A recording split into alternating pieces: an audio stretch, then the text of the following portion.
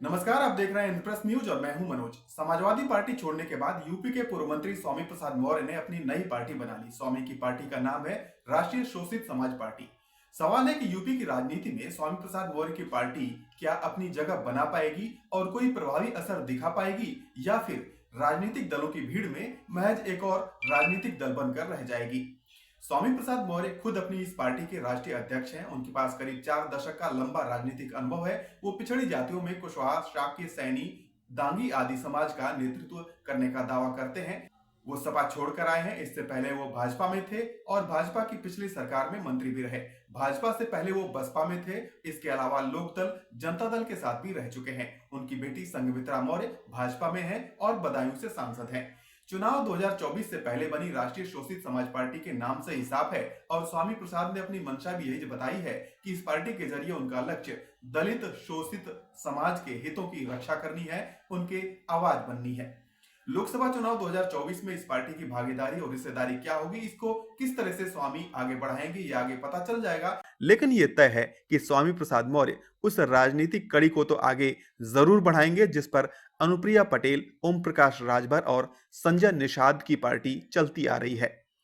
अभी हमने जिन पार्टियों का नाम लिया वो भले ही बात सर्व समाज की करती हैं, लेकिन उनका प्रभाव जाति विशेष पर ही अधिक है। इनके नेताओं ने अपनी जाति को संगठित किया है और उनका प्रभाव उसमें काफी ज्यादा है। वही इनकी ताकत भी है।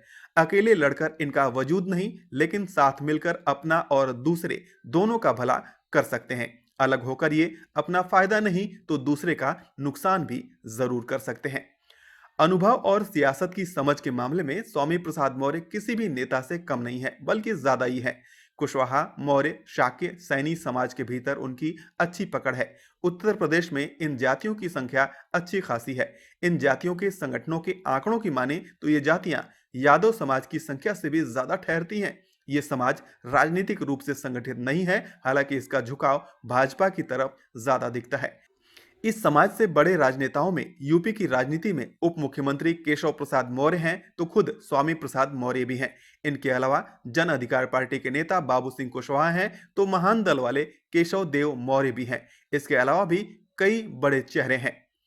मौजूदा विधानसभा में इस समाज के 12 विधायक जीत कर आए हैं। इनमें से 11 भाजपा के टिकट पर जीते हैं। साल 2017 में इस समाज का वोट तेजी से भाजपा की ओर शिफ्ट हुआ। इस बिरादरी का वोट करीब 15 लोकसभा सीटों पर निर्णायक भूमिका में है।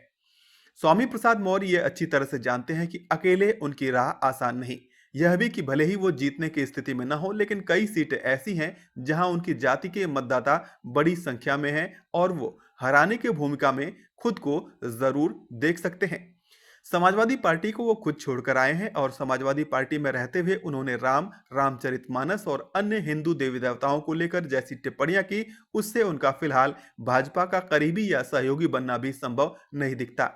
उत्तर प्रदेश की राजनीति की समझ रखने वालों का मानना है कि कम से कम इस चुनाव में मौर्य का रुख काफी हद तक उनकी बेटी संघमित्रा मौर्य को भाजपा की तरफ से टिकट मिलने या नहीं मिलने पर निर्भर करेगा।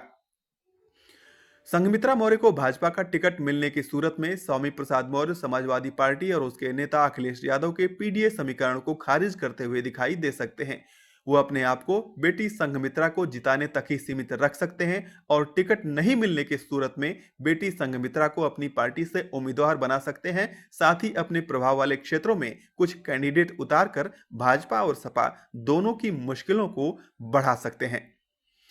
स्वामी सभी राजनीतिक दलों में रहे हैं। राजनीति में उनके आगे बढ़ाए लोग हर दल में हैं और हर समाज के नेता भी स्वामी से जुड़े हुए हैं। ऐसे में आने वाले वर्षों में एक खास वोट बैंक की राजनीति को करते हुए वो दिखाई दे सकते हैं और कुछ सीटों पर हर एक बड़ी पार्टी की जरूरत भी बन सकते हैं, जैसा कि राजभर, अनुप्रिया पटेल या संजय निषाद की पार्टियां करती आ रही हैं।